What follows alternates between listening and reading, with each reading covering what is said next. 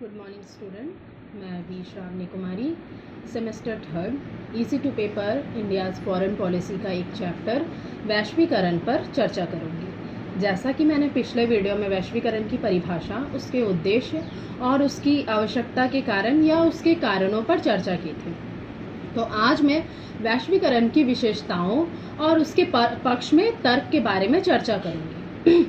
आज हम जिस वैश्वीकरण की चर्चा करते हैं उस वैश्वीकरण का उदय 1991 में हुआ था। बहुराष्ट्रीय निगम यानी बहुराष्ट्रीय कंपनियां और बैंक पूरी दुनिया में अपने चरण को विस्तार करने में लगे हुए थे, मतलब अपने फैलाने में लगे हुए थे, और पूंजी तथा मुद्रा पर लगे हुए नियंत्रणों को तोड़ते हुए विनिवेश और व्यापार के लिए मुक्त द्वार का नारा बुलंद करने लगे थे। अर्थात पूंजी तथा मुद्रा के विस्तार के लिए वे बिना नियंत्रण वाले, बिना पाबंदी वाले द्वार का नारा बुलंद करने लगे थे। अर्थात उन्हें मुक्त व्यापार और मुक्त मुद्रा का प्रवाह और पूंजी का निवेश आदि की इच्छा थी। उनका मानना था कि मुद्रा बाजार से विकास दर में वृद्धि होगी और विकास के आ जाने से निर्धनता में भी कमी आएगी, और निर्धनता में कमी आने से लोकतंत्र का विकास और उसको सुदृढ़ करने में सहायता मिलेगी। वैश्वीकरण की कुछ ऐसी विशेषताएं जिससे ऐसा लगता है कि एक नए प्रकार की अंतर्राष्ट्रीय राजनीति, आर्थिक, सामाजिक व्यवस्था की स्थापना की तरफ हम प्रवृत्त हो रहे हैं। तो आइए हम उन विशेषताओं का वर्णन करते हैं। सबसे पहला है कि यातायात और संचार के साधनों में जो क्रांतिकारी बदलाव आए हैं। जहां सीमा के पार व्यापार, तकनीक या सेवा क्षेत्र काफी सुगम था, अब वही लोगों का सीमा के पार आवागमन सुगम व सस्ता हो गया है। कंप्यूटर के एक बटन के द्वारा हमें देश विदेश की जानकारियां मिल जाती है, हम देश विदेश के लोगों से बात कर सकते हैं, हम सामान मंगवा लेते हैं। वायुयान, बुलेट ट्रेन के द्वारा चंद मिनटों में हम एक स्थान से दूसरे स्थान पर पहुंच जाते हैं। तो ये सभी वैश्वीकरण की ही एक देन है। तो ये पहला पॉइंट है, यातायात और संचार साधनों में जो क्रांतिकारी बदलाव आए हैं वे वैश्वीकरण की ही एक देन है। दूसरा बात करते हैं इलेक्ट्रॉनिक मीडिया की दूर दराज में जो पहुंच हो गई है, उस कारण एक ग्लोबल संस्कृति का निर्माण हुआ है। ये जो जीन्स टॉप, जो टी शर्ट और जो ये फास्ट फूड जो खाते हैं, जो पॉप सॉन्ग्स सुनते हैं, जो हॉलीवुड के फिल्म्स जो हम देखते हैं, ये जो सैटेलाइट टीवी है, ये सभी संस्कृति जो है आज के जनरेशन के नव युवकों की बहुत बड़ी पसंदीदा चीज हो गई है। सभी लोग इसे अपनाना चाहते हैं।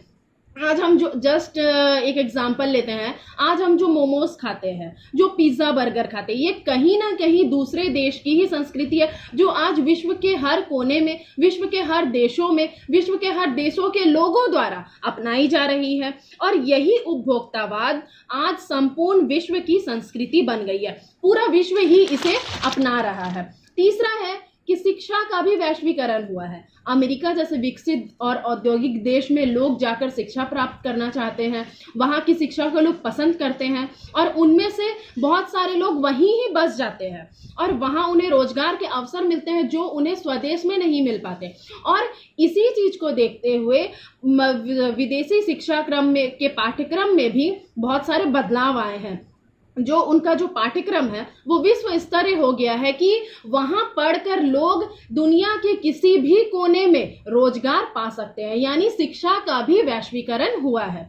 उसके बाद है कि आज वैज्ञानिक, डॉक्टर, इंजीनियर विदेशों की तरफ में खींचे चले जा रहे हैं। साथ ही साथ अब वकील, अकाउंटेंट, प्रबंधक, बैंकर और कंप्यूटर विशेषज्ञ आदि का भी विदेश आना जाना पूंजी प्रवाह की ही भांति अब सुगम और लचीला हो गया है। उसके बाद आती है बहुराष्ट्रीय कंपनियां, जिनके द्वारा पहले सिर्फ और सिर्फ उत्पादित वस्तुएं, सेवा, तकनीक, पूंजी आदि की आवाजाही होती थी, यानी उनका आदान प्रदान होता, उनका आना जाना होता था। आज वही बहुराष्ट्रीय कंपनियां अंतर्राष्ट्रीय स्तर पर रोजगार प्रदान कर रही हैं। अलग अलग देशों से विशेषज्ञों और प्रबंधकों, कुशल श्रमिकों आदि की नियुक्ति भी इन्हीं कंपनियों के द्वारा ही देशों के विभिन्न शाखाओं पर होती है। इन कर्मचारियों को दुनिया भर में जो कंपनियां जो फैली हुई हैं, उनके बहुत सारे जो ब्रांच होते हैं, उन ब्रांचों में इन कंपनियों, इन कर्मचारियों को नियुक्त कर दिया जाता है। इस तरह से श्रम का भी प्रवाह को बढ़ावा मिल रहा है, अर्थात एक देश के श्रमिक या कर्मचारी दूसरे देश में अपनी सेवा को प्रदान कर रहे हैं, अपनी सेवा दे रहे हैं। उसके बाद आता है कि उदारीकरण के तहत व्यापार को ढील देते हुए उस पर कानूनी प्रतिबंध को हटाकर आयात निर्यात अर्थात खरीदने बेचने को आसान बनाया जाता है। देश के शासन तंत्र में जो लाइसेंस तंत्र, नियंत्रण, कोटा आदि को जो अपनाया जाता है, उन अवरोधों, उन नियंत्रणों को कम कर दिया जाता है कि जिससे देश का आर्थिक विकास हो, देश का व्यापार जो है वो ज्यादा आसान हो, देश को लाभ हो और देश के व्यापार में वृद्धि हो। उसके बाद आते हैं 7वां पॉइंट, वैश्वीकरण की प्रक्रिया में राष्ट्रों के मध्य व्यापार पर जो प्रतिबंध है उसको हटा लिया जाता है तथा विभिन्न राष्ट्रों के मध्य उसकी सीमाओं के आर पार वस्तुओं, सेवाओं और तकनीकों का मुक्त प्रवाह होता है। और उसके बाद आता है सबसे आखिरी पॉइंट, तीव्र आर्थिक विकास, औद्योगिकरण, आधुनिकीकरण तथा तकनीकी विकास के लिए राष्ट्रों द्वारा सहयोग की भावना अपनाते हुए वित्तीय और तकनीकी क्षेत्र में संबंधों को स्थापित किया जाता है। तो ये थे वैश्वीकरण की विशेषताएं। अब हम बात करेंगे वैश्वीकरण के पक्ष में तर्क अर्थात उसके लाभ। तो सितंबर 2001 में विश्व के नेताओं ने संयुक्त राष्ट्र संघ मंच पर अपनी घोषणा में जोर दिया था कि वैश्वीकरण को सुनिश्चित करना संपूर्ण विश्व को शक्तिशाली बनाने की दिशा में एक ठोस कदम होगा। अर्थात वैश्वीकरण के आ जाने से विश्व को शक्तिशाली बनाया जा सकता है। उस मंच के जो संयुक्त राष्ट्र संघ के मंच के महासचिव कोफी अन्नान जो थे, उन्होंने अपनी रिपोर्ट में कहा कि यदि वैश्वीकरण को सफल होना है तो जनता को यह महसूस करना होगा कि वह भी इसमें शामिल है, मतलब वैश्वीकरण की दिशा में उनका भी सहयोग होना चाहिए।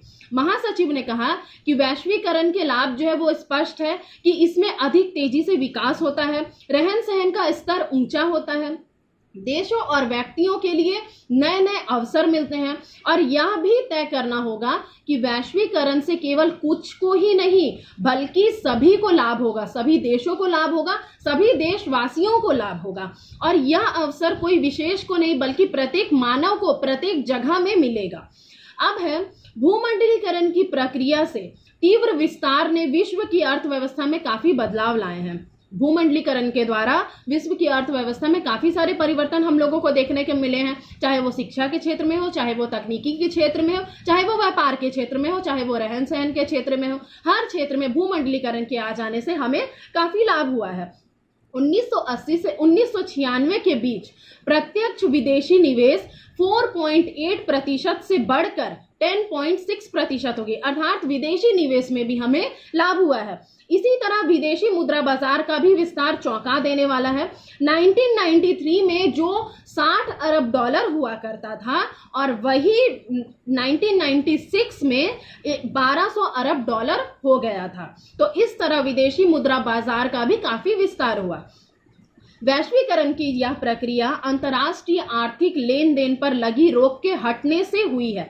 विश्व अर्थव्यवस्था में कई तरह की रुकावटें दूर होने से वैश्वीकरण की प्रक्रिया जो है वो काफी सुगम हो गई है, उसका रास्ता साफ हो गया है। मतलब जो आर्थिक लेन देनों पर जो नियंत्रण लगे थे, जो प्रतिबंध थे, उन्हें हटाकर उन व्यापारों को या वैश्वीकरण की प्रक्रिया को देश की सीमा के बाहर स्थापित करने से इससे विश्व की अर्थव्यवस्था को काफी लाभ हुआ है। व्यापार के क्षेत्र में खुलापन आया है और विदेशी निवेश के प्रति भी उदारता बढ़ी है। अब है कि वैश्वीकरण की प्रक्रिया सभी लोगों के विकास के लिए काफी सहायक है और ये जो प्रक्रिया है ये अनवरत अर्थात कंटिन्यूअसली लगातार चलने वाली विकास की प्रक्रिया में भी सहायक है। दूसरा है कि वैश्वीकरण के द्वारा सभी राष्ट्रों में निकटता आई है और ये अंतर्राष्ट्रवाद तथा देशों में एकता का प्रतीक है। परमाणु शस्त्रों की समाप्ति के लिए जो वार्ताएं होते हैं उसने विश्व के सभी देशों को एक दूसरे से निकट ला दिया है। उसके बाद है कि वैश्वीकरण एक स्वाभाविक प्रक्रिया है। वैश्वीकरण के समर्थकों की मान्यता यह है कि यह एक स्वाभाविक एवं अवश्यंभावी प्रक्रिया है। इसके माध्यम से स्थिर एवं निरंतर विकास संभव है, मतलब इसके कारण विकास की जो गति है वो निरंतर होती रहेगी। इससे विश्व स्तर की समझ और प्रयत्नों के द्वारा इसे और अधिक प्रभावी बनाया जा सकता है। अंतर्राष्ट्रीय व्यापार का उचित दिशा निर्देशन होने से ये जो है वैश्वीकरण जो है उसका प्रमुख उपकरण विश्व व्यापार संगठन है, जिसका प्रमुख उद्देश्य है कि अंतर्राष्ट्रीय व्यापार को उचित दिशा निर्देश देते हुए इसे आगे बढ़ाना, यह मुक्त व्यापार को प्रोत्साहित करता है। उसके बाद है कि वैश्वीकरण के द्वारा तकनीकी विकास हुआ है, जैसा कि मैंने पहले ही बताया था कि जो अब जेट विमान, जो बुलेट ट्रेन, अब जो कंप्यूटर, उपग्रह, इंटरनेट, सूचना तकनीक की वजह से तो जो देश काल की सीमाएं हैं वो अब खत्म हो गई है। अब हम एक देश की जानकारी यहाँ घर बैठे बैठे पा सकते हैं, घर बैठे बैठे हम दूसरे लोगों से वीडियो कॉलिंग बात कर लेते हैं। तो ये जो सीमा है, ये सीमा को घटा वैश्वीकरण के द्वारा यह जो सीमा है वो घट गई है। दूरी व समय की बचत में भी इसमें तीव्रता आई है। संयुक्त राज्य अमेरिका की राजनीतिक प्रभुत्ता ने भूमंडलीकरण को बल प्रदान किया है, क्योंकि भूमंडलीकरण की प्रक्रिया के लिए एक महाशक्ति का होना बहुत ही जरूरी है, जिसकी मुद्रा से अंतर्राष्ट्रीय बाजार का संचालन होता है, और वह है अमेरिकी डॉलर। अमेरिकी डॉलर जो है वो भूमंडलीकरण के लिए एक महाशक्ति का काम करता है, उसकी मुद्रा से अंतर्राष्ट्रीय बाजार का संचालन होता है। राष्ट्र की संप्रभुता जो है वो एक तरह से पूर्ण रूप से सीमा विहीन हो गई है, और सीमाओं का अब बस भौगोलिक महत्व ही रह गया है। व्यवहारिक दृष्टि से अब सीमाओं का कोई महत्व नहीं है।